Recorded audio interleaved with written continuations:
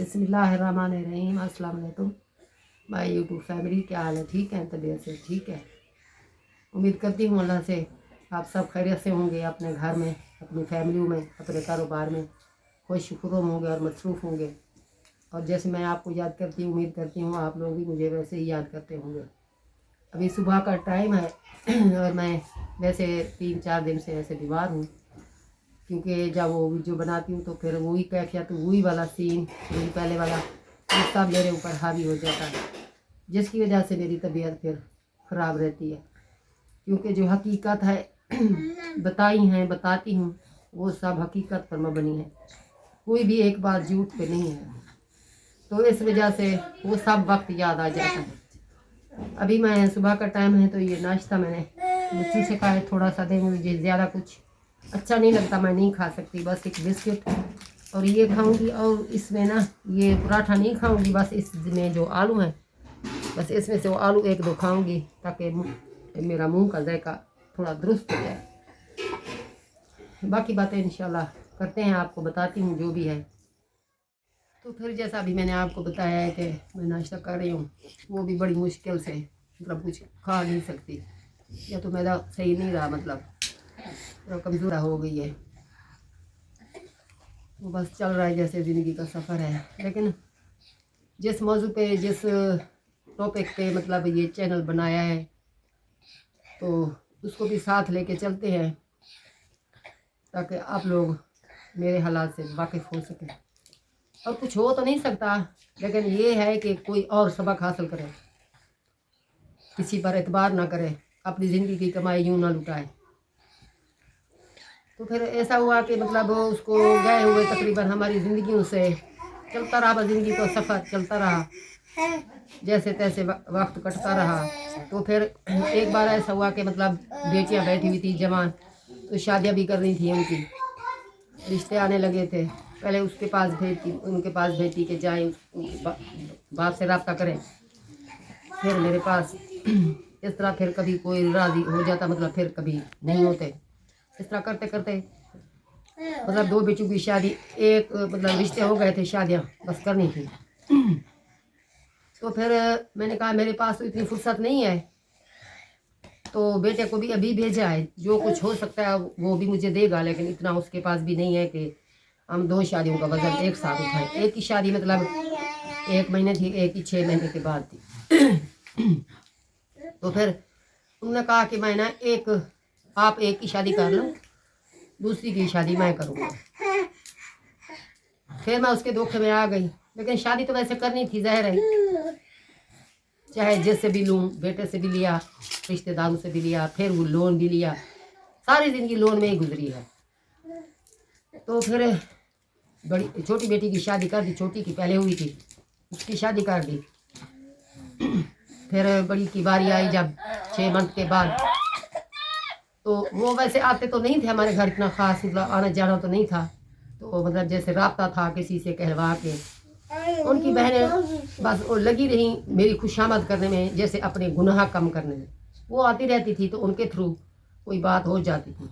मेरे दिल में तो था, है और रहेगा कि वो मेरी दोस्त नहीं थी। अगर वो लोग उनकी हेल्प ना करते तो वो कभी भी ये कदम नहीं उठाते। उन्होंने मेरे बारे में ना सोचा होता, बच्चों के बारे में सोचा होता। तो फिर इस तरह करते कराते 6 मंथ गुजर गए। फिर मैंने उनसे कहा कि आप अपने भाई से बोलो, वो ना अब बड़ी की शादी की बारी है, तो आप ना हेल्प करें, बल्कि शादी की आप ना जो भी है खर्च वगैरह वो आप उठाएं। तो उन्होंने बस जवाब ही दे दिया कि नहीं, ना मेरे पास कुछ है, ना मैं देता हूँ। हालांकि कभी मौका मिला तो मैं आपको दिखाऊंगी, मेरी दुकान के थ्रू वो उसको इतना रब ने दिया है, क्योंकि किराया तो उसका देना नहीं पड़ता, मुफ्त में दुकान मिल गई है, आराम से काम चल रहा है। तो फिर उसको तो बड़ा फ़ायदा है। बस उसने टक्का सा जवाब दे दिया कि मेरे पास कुछ नहीं है। फिर मरते क्या ना करते, शादी सर पे थी, फिर लोन लिया किसी और से, कुछ बेटे ने दिया, सोने वगैरह के बेटे ने दिया, तो फिर वो शादी बड़ी बेटी की भी कर दी। मतलब वो इस तरह ही ज़िंदगी सारी धोखा ही करते रहे, धोखे में ही रखा मुझे, सारी ज़िंदगी बेवकूफ़ ही बनाया और मैं बनती रही। मुझे इस बात का अफसोस है, और सद अफसोस उसकी गैरत पे کہ اس نے یہ نہیں سوچا کہ بچے تو میرے ہیں، یہ پہلے سے تو نہیں تھے اس کے، یہ کہیں سے لے کر تو نہیں آئی تھی، میرے بچے تھے، میرے بچے ہیں، بجائے ان کا خیال کرنے کے ان کو شادی مطلب شادی کا خرچ اٹھاتے، کچھ گفٹ وغیرہ کر دیتے بچوں کو تو بچے خوش ہو جاتے، بٹ ایسا نہیں ہوا۔ جب اس کی شرکت بھی بڑی مشکل سے ہوئی، بڑی بیٹی، تو سب رشتہ دار گئے تھے ان کو منانے کے رخصتی کے ٹائم تو آ جائیں، نکاح کے ٹائم تو آ جائیں، تو بیٹی کیا جواب مطلب سسرال دے گی، لیکن وہ ٹاس سے ماس نہیں ہوا۔ پھر نہ ایسا ہوا کہ اس میری بیٹی کا مطلب سسر چلا گیا اس کے گھر، ہمارا کزن ہے، مطلب میرے خاندان کا کزن ہے، وہ بھی چلا گیا کہ آپ آئیں ہم لوگ بچی کو رخصت کریں، اس وجہ سے پھر وہ بڑی مشکل سے آیا، بڑی مشکل سے، بس 2 منٹ بیٹھا، جیسے نکاح ختم ہوا پھر وہ چلے گئے۔ بات کرنے کا مقصد یہ ہے کہ وہ اپنی ذمہ داریوں سے ایسے ہاتھ جھڑ کے چلے گئے، مطلب جیسے یہاں کچھ ان کا تھا ہی نہیں، وہ ایسے ہاتھ مل کے بعد چلے گئے، جیسے ہاتھ میں کوئی میل تھی بس انہوں نے نکال دی، بے فکر ہو گئے۔ تو ایسے لوگ بھی ہوتے ہیں دنیا میں، اکثر کافی سارے لوگ ہیں۔